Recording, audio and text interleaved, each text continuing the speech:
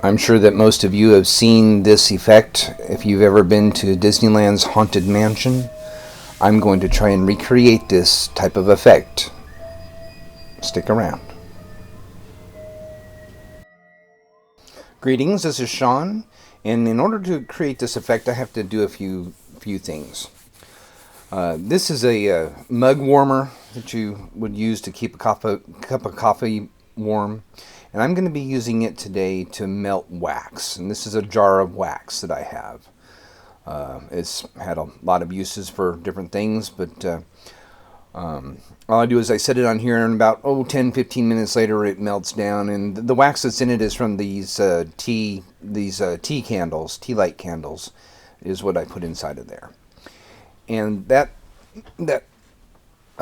mold there that you see is from a previous project for my kitchen project where I made the little clay faces, and all I'm doing is pouring in some wax just to fill up that face part. Then I'm going to sit and let it cool down and harden up, which it took about 10 minutes or so, as cool as it is in here. This is just a little time lapse of it hardening up. Anyway, after it's all nice and cured and cooled, I take it out of the mold, and you can see the face there. And I actually made two of these. This is the second one that I made because I forgot to film the first one, and this one came out a little rough. I probably should have cleaned up the mold a little bit more before I actually used it, but I'm actually using the first one that I created here. And I'm adding some cold water to a small Dixie cup, solo cup. And whenever you're making, excuse me, whenever you're making plaster of Paris, you always want to use the coldest possible water you can, which that's what I'm going to be using is plaster of Paris. And here I have it in a little pie tin that I have. And you don't want to add the water to the plaster of Paris. You want to add the plaster of Paris to the water. And you want to do it very, very slowly. And basically you just want to put a little bit in at a time and make sure that the water absorbs into the plaster of Paris. And you'll get a longer working time if you do it this way. Because the moment you start stirring the plaster of Paris, that's when everything starts to activate. But when you add it slowly like this and let the water absorb into it, you have, like I say, a lot longer of a working time, and it doesn't actually start activating until you stir it. So here I am just slowly adding it. I actually run out of plaster of Paris, so I got to go and get some more real quick. And basically you want to bring it up until the level of the water is completely gone, and all you have is the plaster of Paris on top. And I actually end up not adding enough here. I should have added a little bit more, because as soon as you start stirring it, if you add more plaster of Paris on top and it's dry when you start stirring it, that's when you're going to get lumps. It's kind of like making gravy, but anybody who cooks obviously knows adding the powder or the flour to the water or to the gravy makes lumps. So you just want to, like I say, slowly let it absorb as much water as you can before you start stirring. I know I've said that like 4 or 5 times now, but I can't emphasize it enough.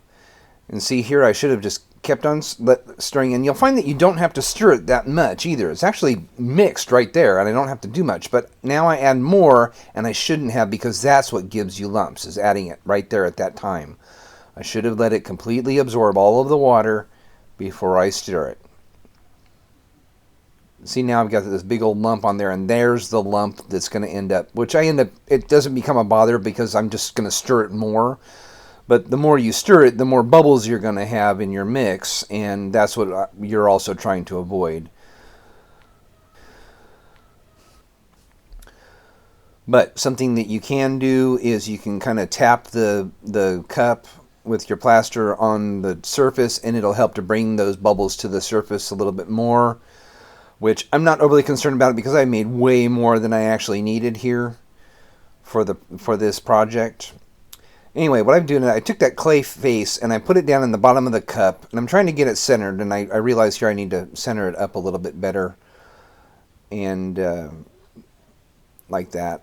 You can also pour the plaster in and then put the wax down into it from the top, but I found this to be a lot easier.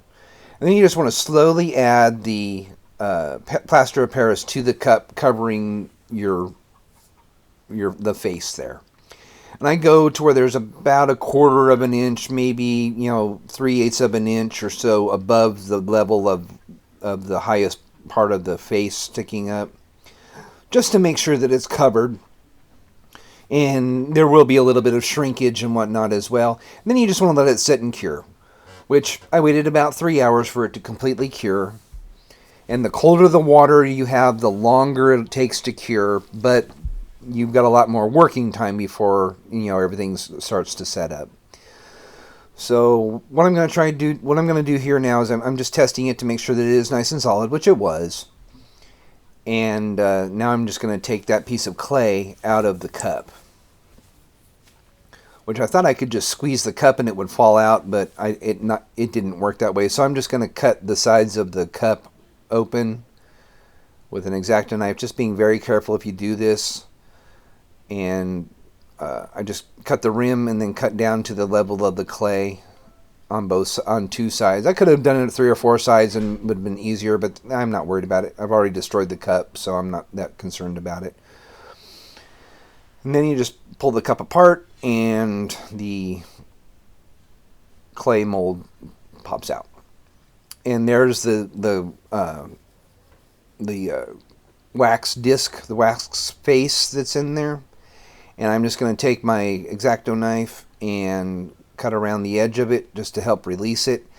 And I was a little bit concerned that it might stick to it, but luckily it didn't. If the wax had stuck to the clay, I would have just heated it up and melted the wax out, because I can always make another one. That's not a problem. And there you can see the face embedded into the clay, and that's how those sculptures work. The illusion is also created by the way that the light reflects off of the face. And there you can kind of see the effect of it, but I'm going to turn the lights off here in a minute and show you how it works a little bit better. When it's kind of coming from below or straight on is when the effect is the best to see. And I've got a ring light in front of my camera right now, and you can kind of see it works a little bit better. But I'm going to turn off all of the lights here. Oh, okay, there I've turned the ring light on. But you can see different lighting produces a better effect and a worse effect and that type of thing. That's kind of what I was going for here. So I turned off my backlights, and I'll zoom in a little bit better here so you can see it. But anyway, that's how you create this illusion of the faces that follow you as you're walking by. And if I had a better face, you'd be able to see it a little bit better, but I think this turned out pretty well. So anyway, that's all for this week. Hope you enjoyed this. Please leave your comments or suggestions in the comments below, and I read every single one of them. As always, have a better day, as I always say.